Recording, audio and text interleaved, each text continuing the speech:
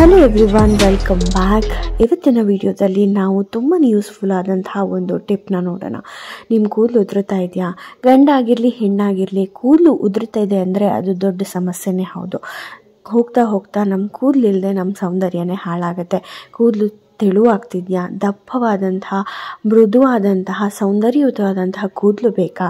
ಹಾಗಾದರೆ ಈ ವೈರಲ್ ಎಣ್ಣೆನ ಖಂಡಿತವಾಗ್ಲೂ ಟ್ರೈ ಮಾಡಬೇಕು. ತುಂಬ ಶ್ಯಾಂಪು ಅದು ಇದು ಎಲ್ಲ ಯೂಸ್ ಮಾಡಿ ಬಿಟ್ಟಾದಮೇಲೆ ಈ ಒಂದು ರೆಮಿಡಿಗೆ ಕೈ ಹಾಕಿದ್ದೀವಿ. ಖಂಡಿತವಾಗ್ಲೂ ಇದು ಒಳ್ಳೆ ರಿಸಲ್ಟ್ ಕೊಡುತ್ತೆ, ಟ್ರೈ ಮಾಡಿ. ನಾನಿಲ್ಲಿ ಯೂಸ್ ಮಾಡ್ತಾ ಇರೋದು ಫಾರ್ಚ್ಯೂನ್ ಮಸ್ಟರ್ಡ್ ಆಯಿಲ್.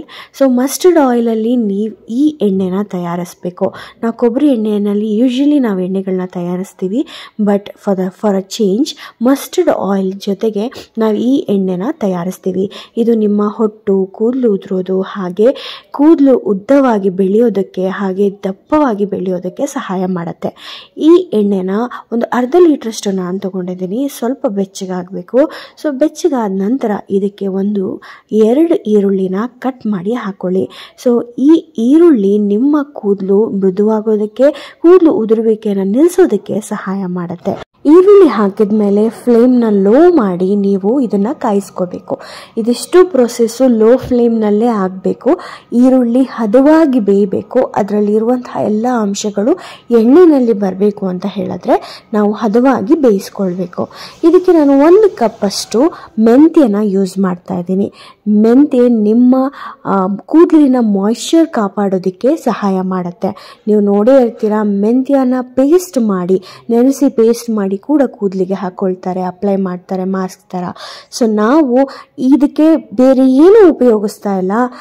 3 ಇಂಗ್ರೀಡಿಯೆಂಟ್, ಒಂದು ಮಸ್ಟರ್ಡ್ ಆಯಿಲ್, ಹಾಗೆ 1 ರಿಂದ 2 ಈರುಳ್ಳಿ, ಹಾಗೆ ಸ್ವಲ್ಪ ಮೆಂತೆ.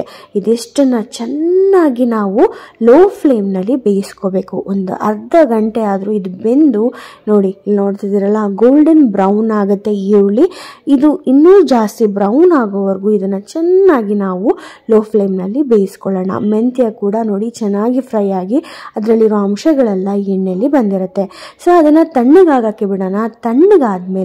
ತಣ್ಣಗಾದ್ಮೇಲೆ ಇದನ್ನು ನಾವು ಯಾವುದೇ ಪ್ಲಾಸ್ಟಿಕ್ ಬಾಟಲ್ಸ್ಗೆಲ್ಲ ಗಾಜಿನ ಬಾಟ್ಲಿಗೆ ಹಾಕಿ ಸ್ಟೋರ್ ಮಾಡಿ ಇಡೋಣ. ಇದು ಬೆಸ್ಟ್ ಹ್ಯಾಬಿಟ್. ಯಾವಾಗಲೂ ನೀವು ಗಾಜನ್ನು ಅಥವಾ ಪಿಂಗಾಣಿನ ಉಪಯೋಗಿಸಿ. ಸೊ ಇಲ್ಲಿ ನಾನು ಸೋಸ್ಕೊಳ್ತಾ ಇದ್ದೀನಿ. ಸೊ ಶೋಧಿಸ್ಕೊಂಡು ಈ ಎಣ್ಣೆನ ನಾವು ಯಾವಾಗ ಸ್ನಾನ ಮಾಡ್ತೀವೋ ತಲೆಗೆ, ಆಗ 2 ಅವರ್ ಮುಂಚೆ ಆದರೂ ಉಪಯೋಗಿಸ್ಬೋದು, ಅಥವಾ ರಾತ್ರಿ ತಲೆಗೆ ಹಾಕಿ ಅದನ್ನು ಚೆನ್ನಾಗಿ ಮಸಾಜ್ ಮಾಡಿ ಸ್ಕ್ಯಾಲ್ಪ್ಗೆ ನೀವು ಮಾರನೇ ದಿನ ಕೂಡ ಹೇರ್ ವಾಶ್ ಮಾಡ್ಬೋದು. ನಾನಿಲ್ಲಿ ಒಂದು ಐಸ್ ಕ್ರೀಮ್ ಬಾಟಲ್ ಇತ್ತು, ಅದಕ್ಕೆ ಹಾಕಿ ಸ್ಟೋರ್ ಮಾಡಿಟ್ಟಿದ್ದೀನಿ. ನೀವು ಯಾವುದೇ ರೀತಿಯಾದಂತಹ ಗಾಜಿನ ಬಾಟ್ಲು ಅಥವಾ ಪಿಂಗಾಣಿ ಬಾಟ್ಲಲ್ಲಿ ಇದನ್ನು ಸ್ಟೋರ್ ಮಾಡ್ಬೋದು. ಈ ಆಯಿಲ್ನ ಖಂಡಿತವಾಗ್ಲೂ ಟ್ರೈ ಮಾಡಿ ನೋಡಿ. ರಿಸಲ್ಟ್ ಹೇಗಿತ್ತು ಅಂತ ತಿಳಿಸೋದು ಮಾತ್ರ ಮರಿಬೇಡಿ.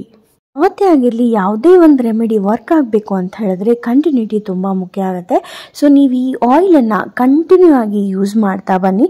ಖಂಡಿತವಾಗ್ಲೂ ನಿಮ್ಮ ಕೂದಲು ಉದುರುವಿಕೆ ನಿಲ್ಲುತ್ತಾ ಬರುತ್ತೆ. ನಾನು ನಿಮ್ಮನ್ನ ಮತ್ತೆ ಮುಂದಿನ ವಿಡಿಯೋದಲ್ಲಿ ಭೇಟಿಯಾಗ್ತೀನಿ. ಧನ್ಯವಾದಗಳು.